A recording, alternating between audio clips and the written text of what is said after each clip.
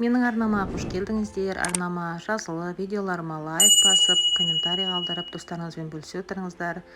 Мен бүгін сіздермен осындай алмамен жасалынатын, тез оңай жасалынатын пирогтың рецептісімен бөліскім келеді. Бұл өзі бір аяқ астынан тез шайға бір нәрсе жасай қойғыңыз келген кезде жасалына қоятын оңай пирог болады. Ол үшін ең алдымен осындай 3 жұмыртқаны аламын. Оны ыдысыма салып, және үстіне қантымды салып, венчикпен жақсылап тұрып араластырып аламын. Кішкене секерім қантым, яғни ерігенше жақсылап тұрып араластырамын. Міне осылай қанты мен жұмыртқан біріккен кезде мен алдын ала ерітіп алған сары майымды құямын үстіне. Тағы бір араластырып жіберемін, және де жылытып алған сүтімді құямын.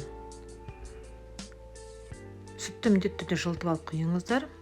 Осыны бір жақсылап тұрып венчикпен араластырғаннан кейін, мына ұнным ситодан өткізілген және үстінде қопсытқышым бар.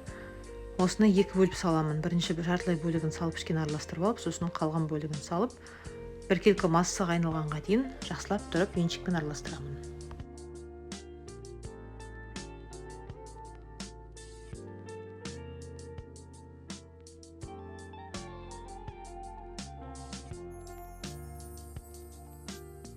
Әбден барлық массасын біріккеннен кейін алдын ала жуып, тазалап, көбіктеп турап қойған алмамды саламын да үстіп лопаткамен жақсылап тұрып араластырып, қазір формама құятын боламын. Міне осылай пирогымның массасының бәрі дайын болды. Мына жерде менің формам бар.